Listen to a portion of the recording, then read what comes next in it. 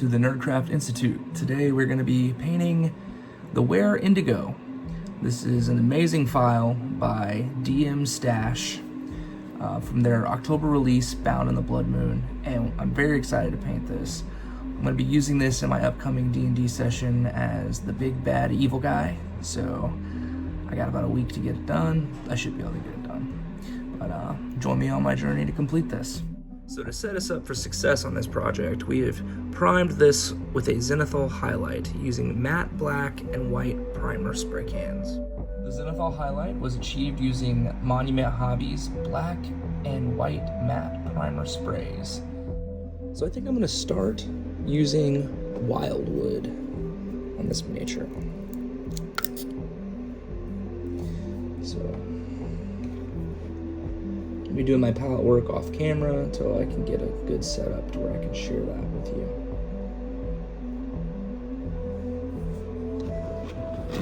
I'll start by doing all of the fur with wildwood. I've watered it down very slightly. You gotta be careful with contrast paints. If you water them down too much, they become like very crappy.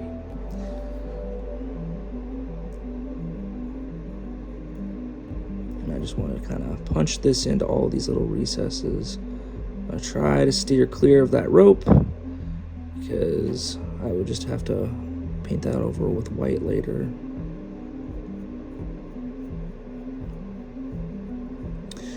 So I found that using wildwood is great for fur on the dark side of your model, a side that it doesn't have light exposed to it.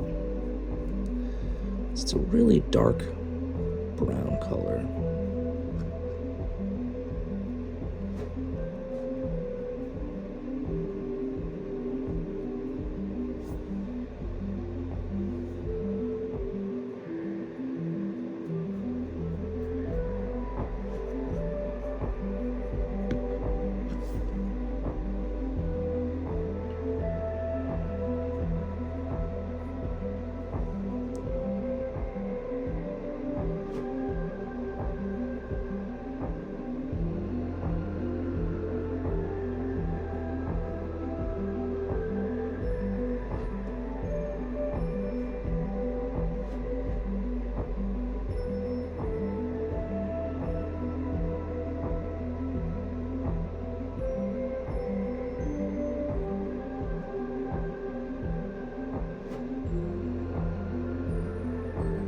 Kind of dragging the paint up just to ensure it doesn't get on the spots that I don't want it to, because it's pooled a little bit too much in those spots right there.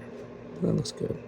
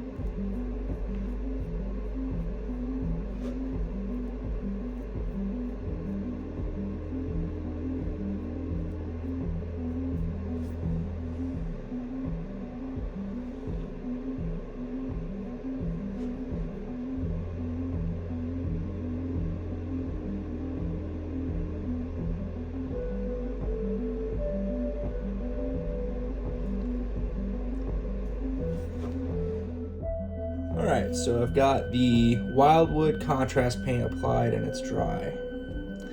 Turned out pretty good. I actually really like the color already, so I'm kind of nervous about the next step, but we're gonna do it anyway.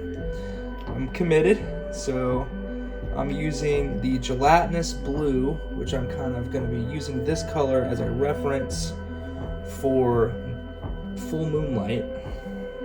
I'm going to be dry brushing the gelatinous blue over the fur, just at the top.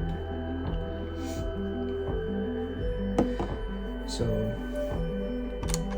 using my dry brushing brush.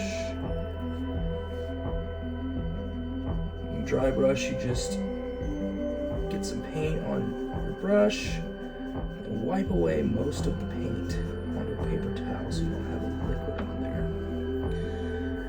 We're going to follow the pattern. So, and just let the tip of the bristles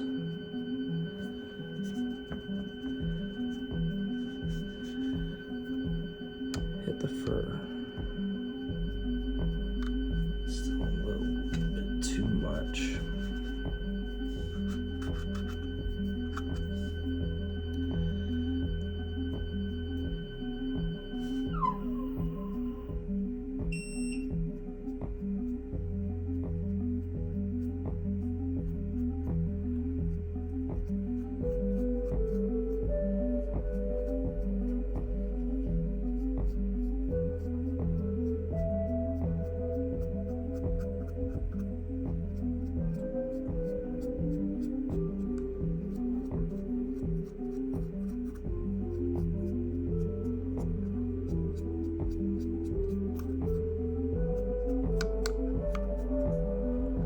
So we're not going underneath the miniature at all. It's all going to be on the outside, areas that will be hit by the moonlight. And I think just a little bit right here.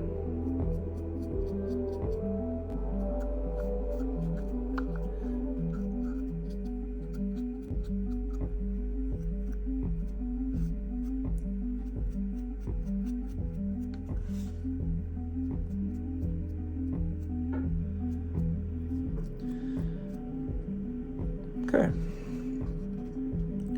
so that's a pretty cool effect already. I really like that as well. But after this dries, we're going to be applying our Apothecary White contrast over it. And that should really kind of tie everything together. But wow, that's actually quite striking already. Alright, so now I'm going to be applying my Apothecary White contrast paint over the gelatinous blue.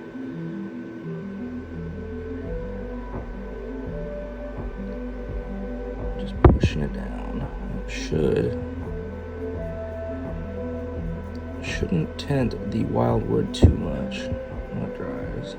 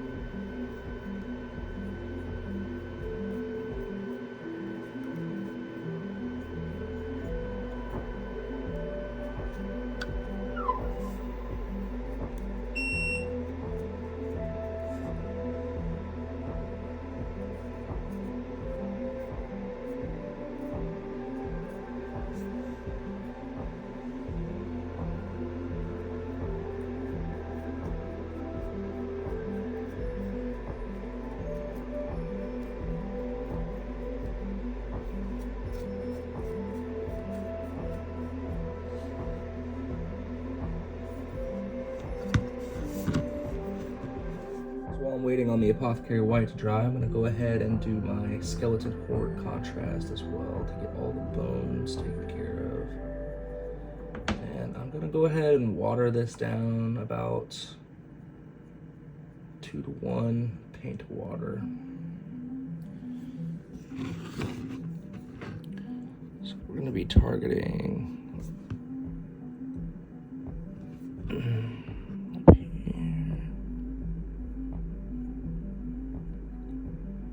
I'm gonna go ahead and paint the straps too. I'm gonna come back over those and paint those with snakebite leather later on.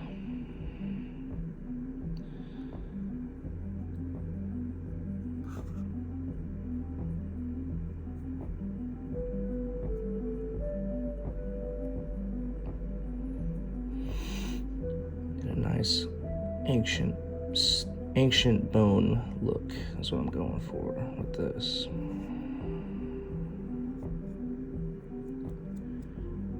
And it's okay to go ahead and be a little bit less careful with this application because we're going to be the red that we put on here, all the meaty bits are going to cover up a lot.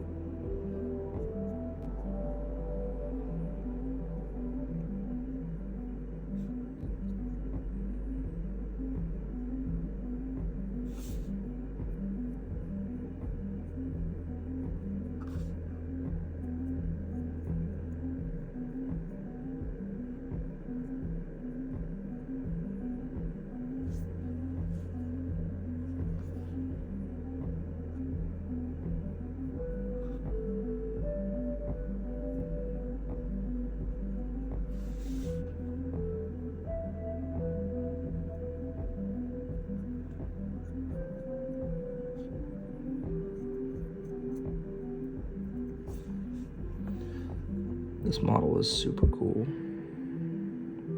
I've been looking forward to painting this for a long time.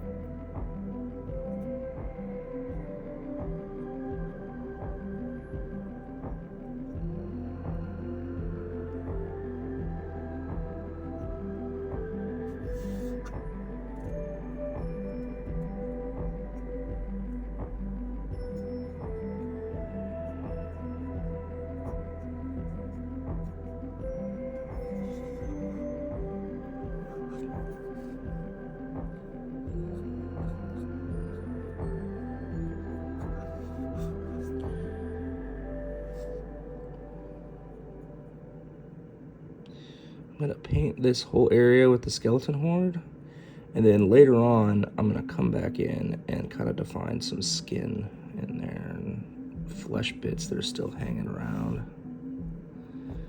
Just notice that the rope goes through the eye sockets of the skulls. That is really cool.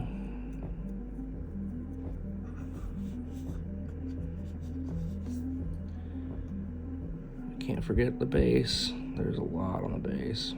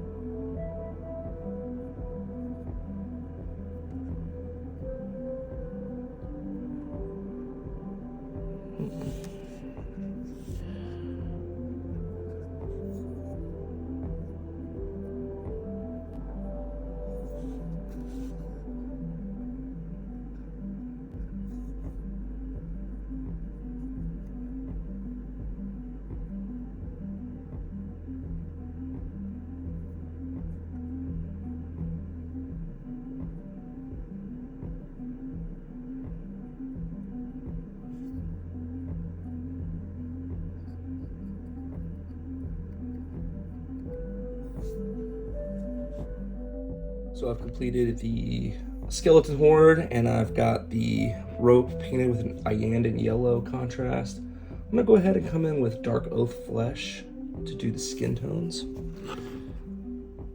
This wasn't really part of the script for the color scheme, but I feel like that's what I want for this, so.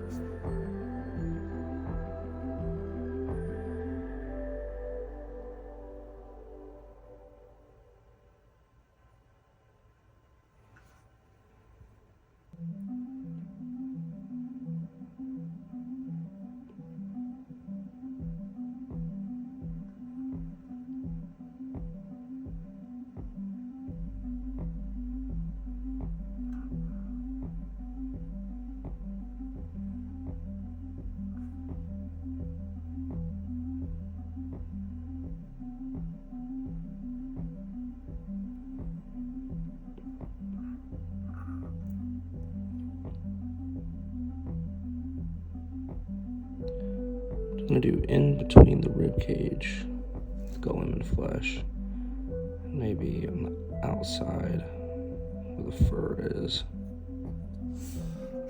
I feel like this will help to blend all that together.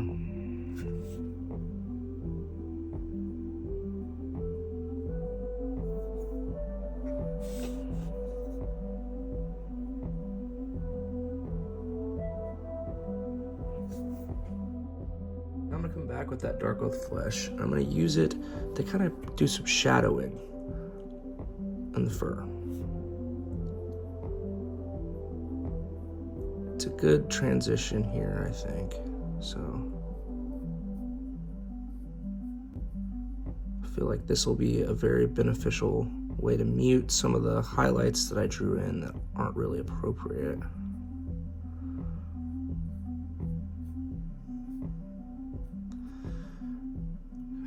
And underneath the shoulder over here.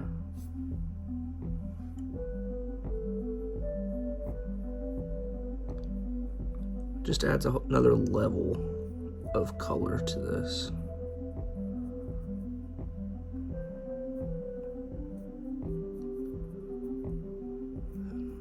This side of the tail, I think, needs it. I'll go up in here.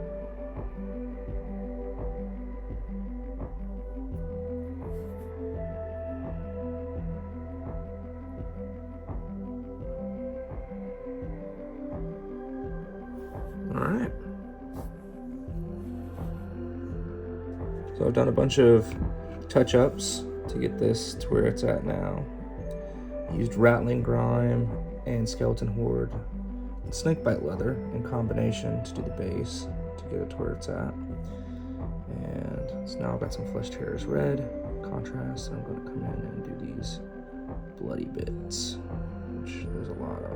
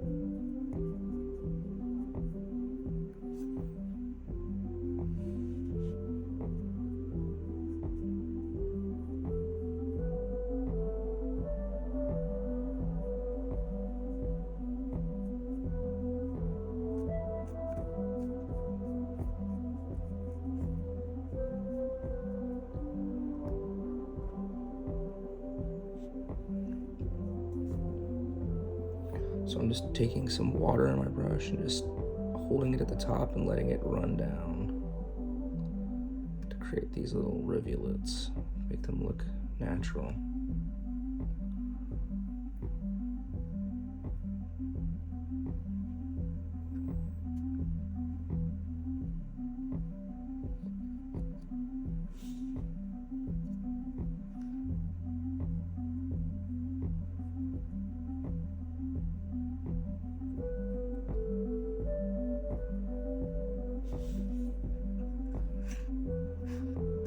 That looks horrendous, which is pretty much exactly what we wanted.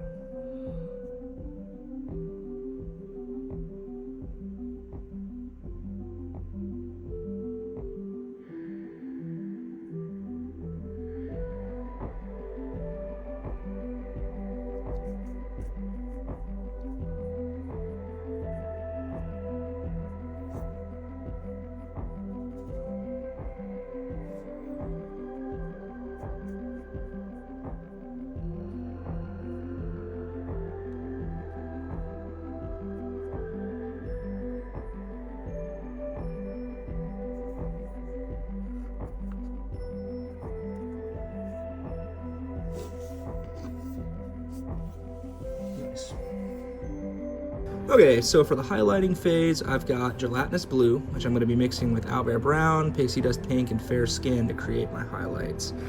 So I'm going to go ahead and keep my wet palette in the background so you can kind of see what I'm doing here as I work. I'm going to start by getting a little bit of owlbear brown, mixing it with the gelatinous blue to make a pale blue-brown highlight color. I'm going to be using this with a type 1 sable brush. I'm just going to kind of just do little downward strokes, trying to highlight in between the peaks of the hair best I can.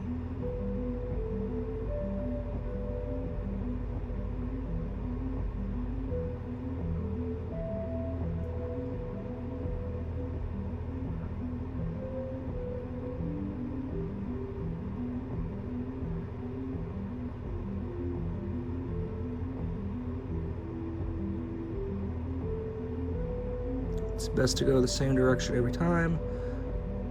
I do that most of the time. And it's a subtle difference. Don't know how well you're getting that in the video, but in the end, it'll all come together pretty well and you'll be able to see it.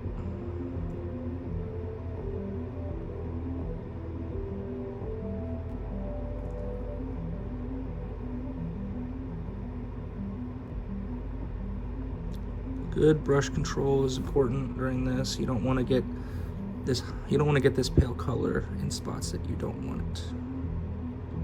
It's gonna be a pain in the butt to go backwards.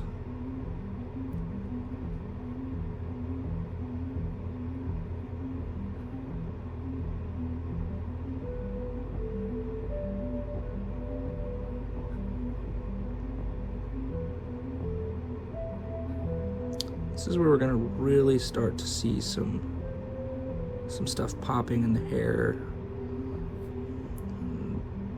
The final result from this is gonna be very rewarding.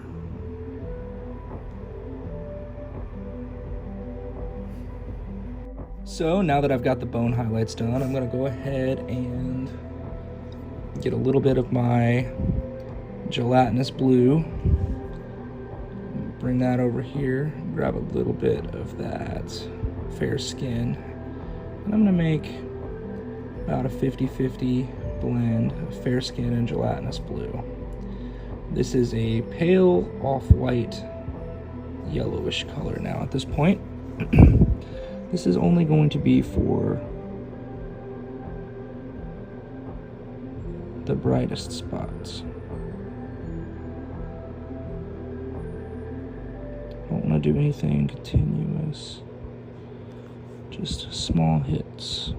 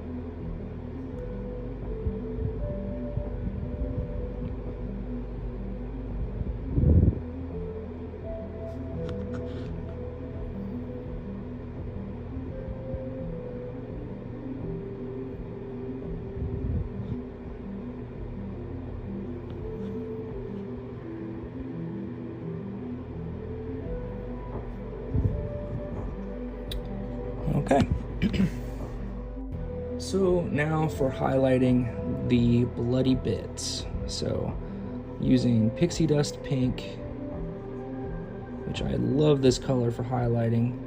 This is yet another part of the Army Painter D&D set, which is kind of what I started out with, and I really like the colors there. I'll probably eventually move to some more established paints, but for now these work out pretty good for me. I guess that's all that really matters. So I'm going to start with using just the pixie dust pink, and we have to be careful with this. This will overpower everything we have if we're not careful. So gently follow some of these details. Try to bring some of this back out. Stuff that's kind of fallen away.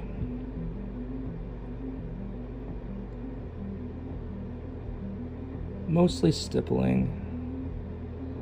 Stippling I find to be easier than doing lines anyway. Alright, here.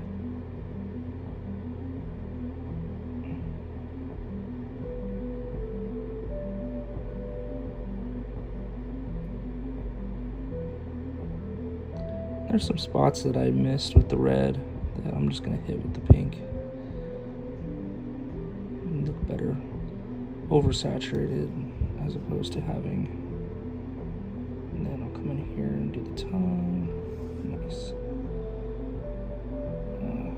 It's a tricky spot, but I think I got lucky and got it just fine.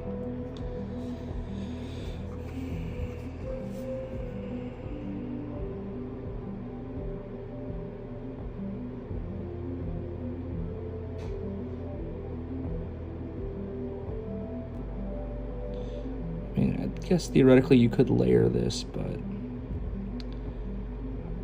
I've already done a lot of work with the different contrasts to come up with some really grimy looking stuff, so I'd rather keep that kind of obfuscated.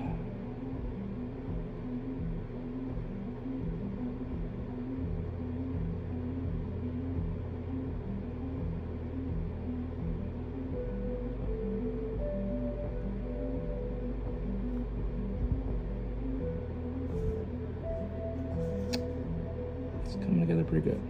And we've got a little leg over here. I'm gonna come in and touch up. Yet again, some spots that are apothecary white seems to have went on to.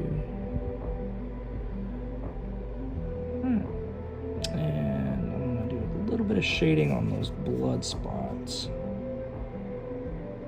Just a little bit.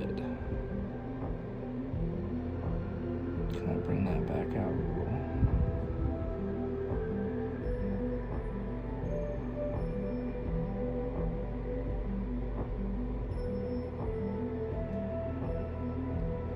Nice. Okay, so now I'm going to mix my pale blue, or my gelatinous blue, and the pixie dust pink. That's going to give me my top highlight.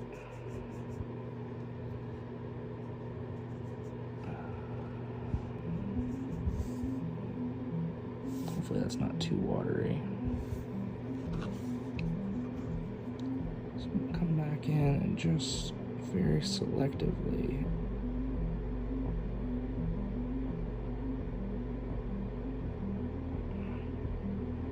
use this color.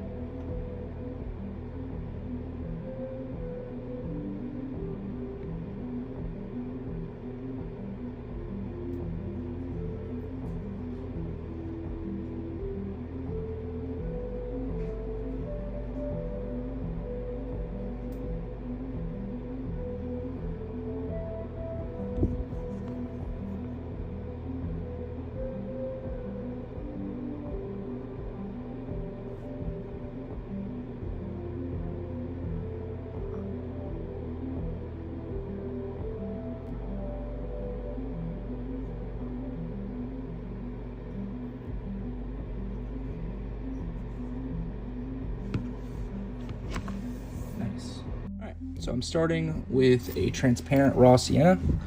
I have the cone off to give me a nice tight spray. I'm going to be going over the top of the base like this. This is just going to be used to kind of mute a lot of this stuff and draw it all together. You see, it's kind of a yellowish color.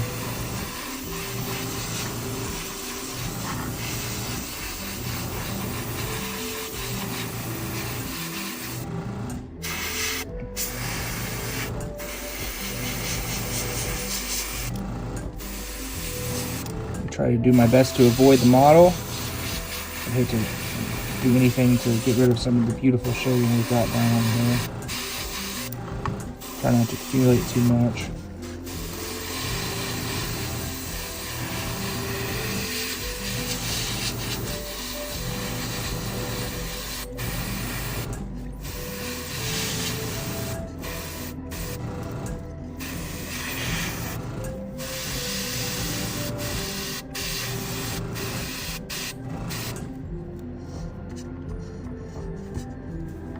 Okay, and now from underneath, I'm going to take this raw sienna ink and just gently spray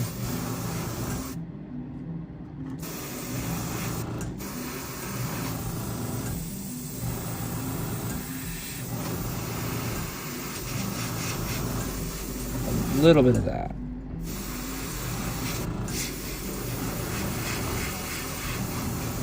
On the underside.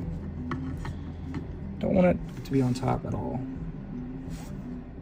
Alright, so now I've loaded some burnt raw sienna, which is a little bit more of a brown color, as you can see on the corner here. So I'm going to be using this to go underneath, just like before.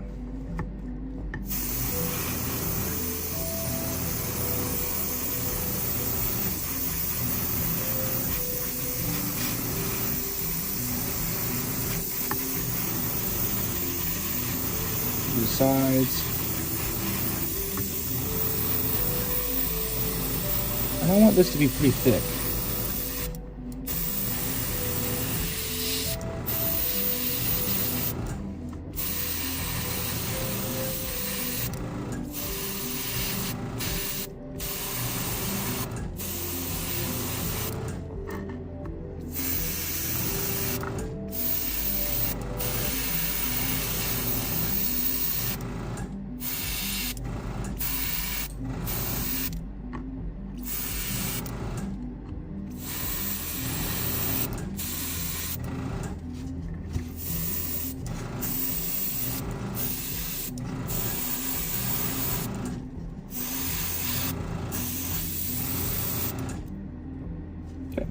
And like before, from underneath, I'm going to hit. I'm not doing much, just a few controlled splurts.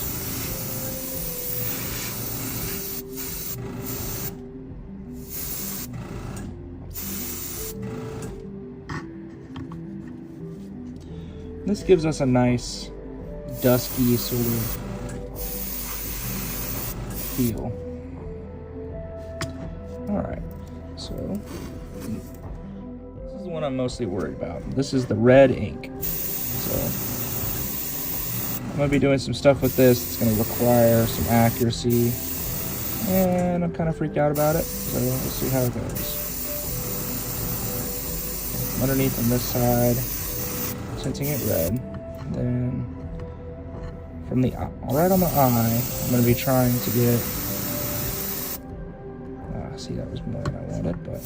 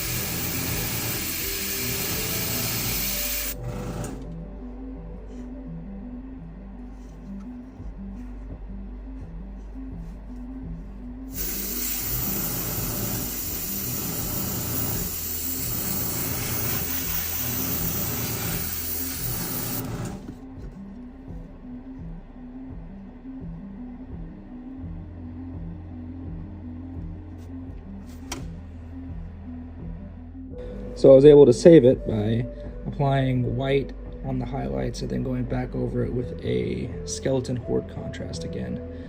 But I learned my lesson. I should definitely not have tried to be that aggressive with the airbrush. So I'll remember that next time. Alrighty, we're at the home stretch here. Gonna be doing some shading.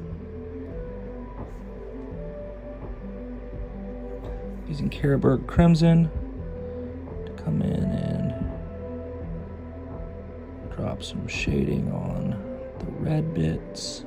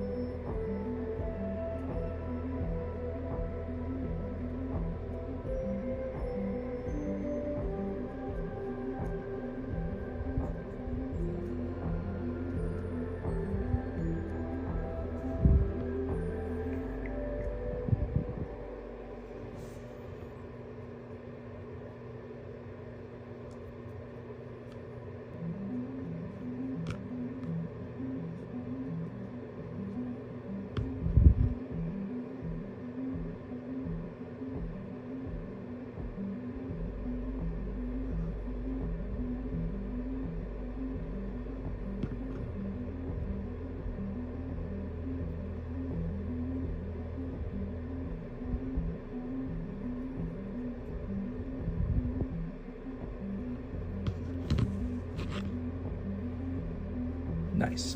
And then I'm going to be going to my normal,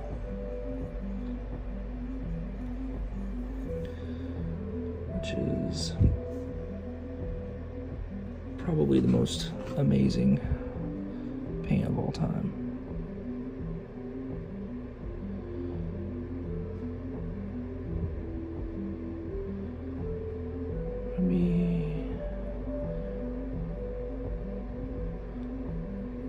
Extra careful after earlier. I don't want to mess anything up.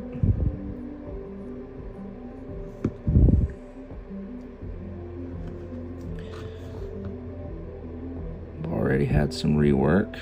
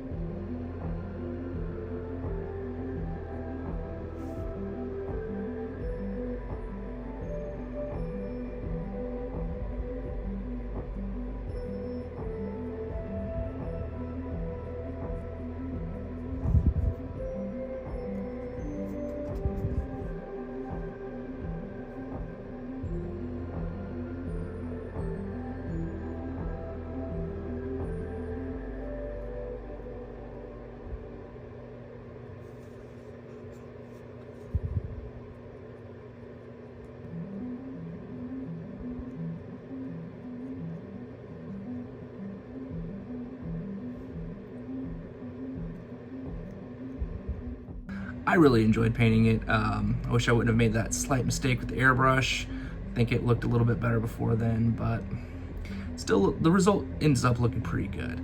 So let me know what you think in the comments, and hopefully you come back for my next video. I'd also like to say thank you for watching the Nerdcraft Institute's first painting video. Hopefully we have another one up within the next couple weeks, and until then, enjoy painting and enjoy crafting.